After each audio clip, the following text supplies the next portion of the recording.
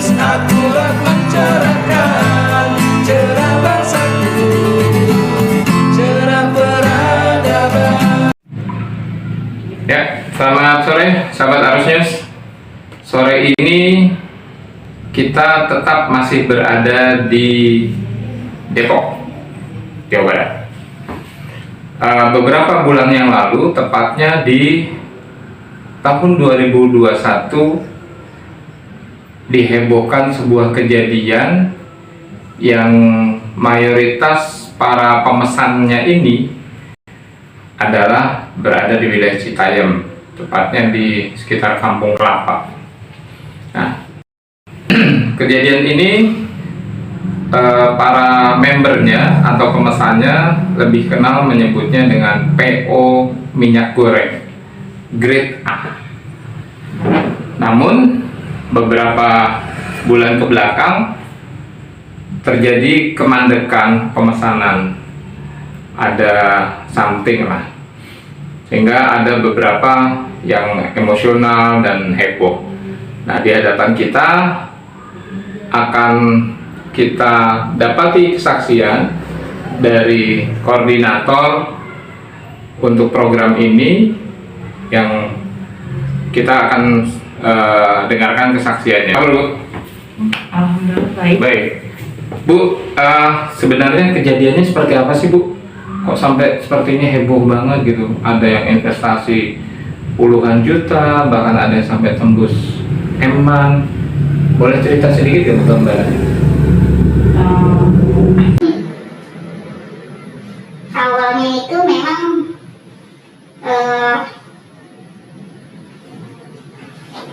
baik-baik saja, dalam arti semuanya lancar Pemesanan. ya, sesuai dengan pesanan. Misalnya sebulan barang turun dan barang turun gitu. Tapi setelah beberapa bulan ini memang bisnis saya ini mengalami kolaps atau kebangkrutan ya, dalam arti. Cuma di sini itu saya masih berusaha untuk tanggung jawab, dalam arti uang yang beberapa reseller saya telah tanamkan di saya atau diberikan kepada saya, Dipercayakan. iya, dipercayakan kepada saya, itu saya berusaha untuk mengembalikan kembali. Beberapa sudah saya refund, tapi memang belum semuanya gitu. Saya sudah beberapa reseller sudah membuat perjanjian meminta waktu untuk pengembalian. Ada perjanjian itu ya? Ada yang ada yang By WA. iya, betul. Tapi ini ada problem dua reseller yang memang anarkis ya. Oke. Gitu. Apakah bilangannya itu sampai di atas tembus 1M? Iya, memang untuk dua reseller ini saya akui yang satu kurang lebihnya 1M, yang satu lagi 3,5M. Oh, Cuma gini, di sini kan saya sudah menemui mereka ya. dan sudah ada yang membuat perjanjian dari awal. Kamu fisik gue ya? Oh iya, iya. Padahal yang langsung PO ke saya atau memesan ke saya langsung itu cuma satu orang, reseller ini satu orang.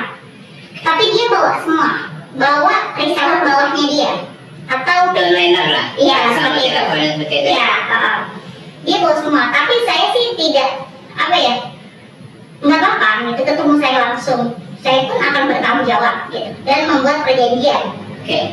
Perjanjiannya pun kami yang namanya perjanjian itu antara pihak saya dengan pihak dia sudah setuju. Oke. Tapi setelah Dan tanggalnya sudah lewat belum? memang sudah lewat, cuma itu di situ ada jaminan yang saya jaminkan. Walaupun memang surat itu belum jadi, tapi di situ sudah tertulis jelas bahwa perjanjian itu tidak ada batas waktu. Mungkin pada saat itu saya nge-blend, dia pun nge-blend. Oke. Ya, jadi saya bisa buktikan itu bahwa tidak ada batas waktu untuk pengembalian uang. Ya. Gitu. Tapi saya tidak berpatokan pada itu. Yang jelas niat saya di sini adalah ingin bertanggung jawab secara penuh. Gitu. Yang satu lagi, awalnya itu itu dia itu saya titipkan diri keluarga. Boleh tahu Bu secara spesifik nama reseller yang Oh, yang satu saya sering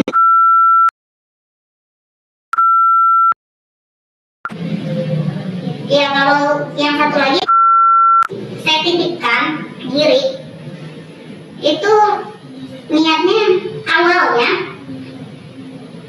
peminjaman uang 110 itu secara berkelompok, bukan satu orang. Oke. Dengan beberapa orang, dan itu saksinya juga banyak. Dan dia berjanji juga akan mengurus menjadikan AJB untuk memecah. Memang saya ada jatah di situ. Itu berupa kios 2 tingkat. Memang tidak besar, tapi masih ada nilainya lah istilahnya. Oke. Tapi ternyata kemarin itu dia berubah, menjadikan itu kios itu sebagai jaminan. Nanti saya ya seperti dipaksa untuk tanda tangan. Akhirnya itu tanda tangan.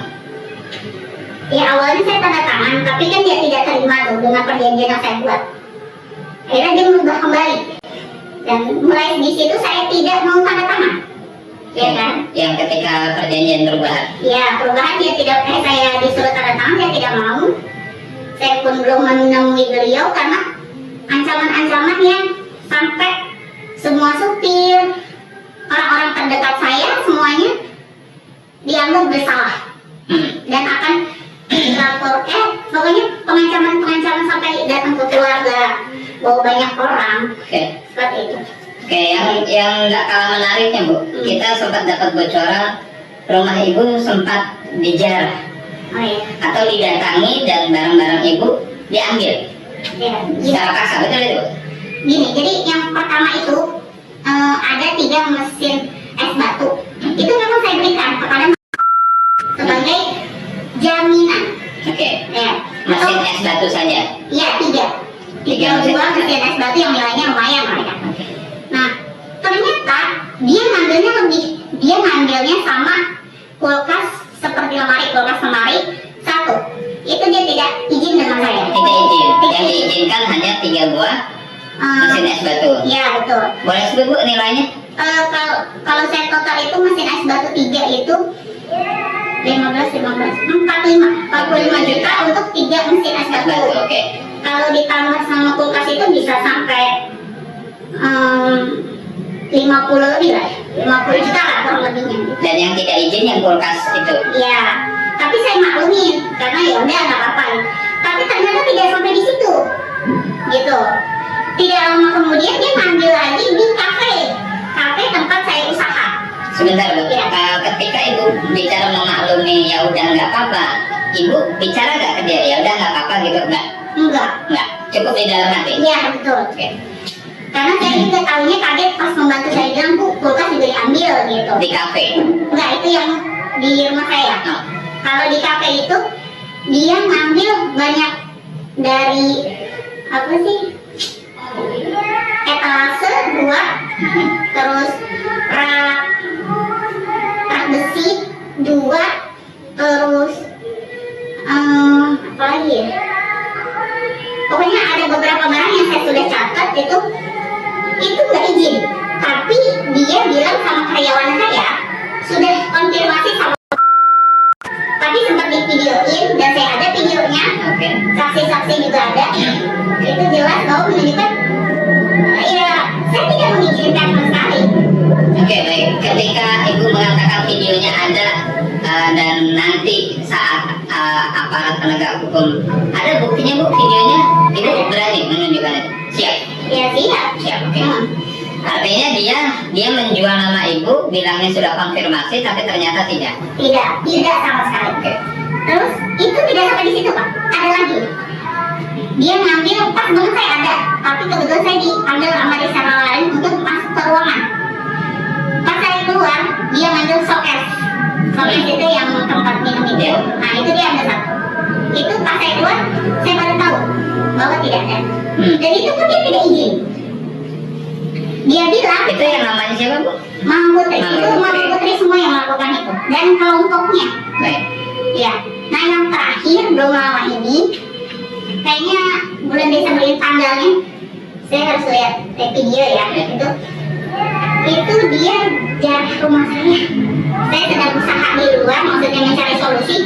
Dia jarah rumah saya, kulkas saya. Siapa saat itu di rumah? Itu pembantu saya. Oke. Dan dia juga ada video, saya udah terima video itu lengkap. Dia sampai ngambil kulkas satu, terus mesin cuci, Oke. lengkap piring, terus kompor gas dan lain sebagainya. Banyak banget. Itu Mama Putri melakukannya apakah dengan tangan dia sendiri atau pinjam tangan orang? Dia ada di situ dan bersama beberapa reseller dia. Oke.